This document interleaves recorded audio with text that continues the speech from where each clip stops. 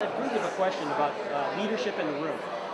Now, you've coached a bunch of other places and had a lot of success in Vegas and Texas.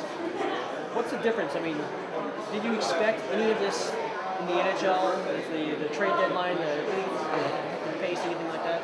You know, some things I expected for sure, some things I didn't. You know, the schedule is grueling. I always, you know, when you're in the minor leagues, you think, oh, well, you know, you're on airplanes and you're flying first class, but you know, playing every second night, playing out west, and coming east to play, and time zone changes, and it's a real tough schedule, and it never seems to, you know, you win a game and you get 45 minutes to enjoy it, and then you move on to the next one. So it's a real tough schedule. For coaches, you know, certainly the players, it's a lot tougher than I thought. So that's one of the things that's been a little different coming from you know, Vegas and in Austin is. The NHL is a grueling schedule, and these players are in great shape, and they prepare tremendously for games, and that's been a little bit different than 2 years from now. You won't have to worry about that as much, hopefully. Yeah, you know, that schedule thing, I wasn't a fan here nor there until I went through it, and now I can understand the merit of us wanting to get into the more central division here. So I understand that completely. Back to central. Yes, that's right. Yeah. All real Dallas Stars fans love to see more games against the Blackhawks, Red Wings. Yes. Maybe Lynch will retire by then. It'll make it a little bit easier for Yeah. you guys, you know?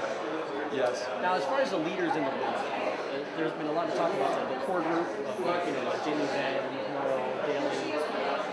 You're the over-leader of all these younger leaders, right? I mean, how does that work out for you?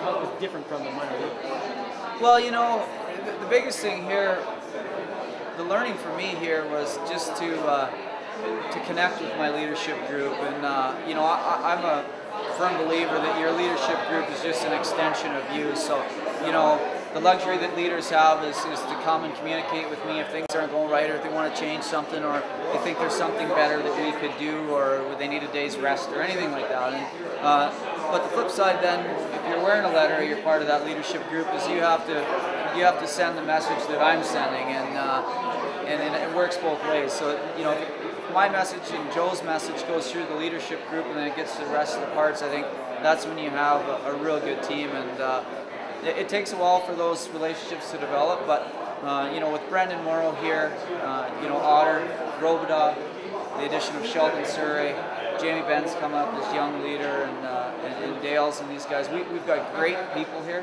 and when I say that, we've got great guys here. And I think now we've really started to come together as an entire group, an organization, and that leadership group is taking charge of the room, and that's why we're having success. Okay, now one last question. How do you get 23 millionaires on the same page? You know what? They may be. I don't know. I don't know if they're all millionaires, but you know what? They all have one thing in common, and they all want to win.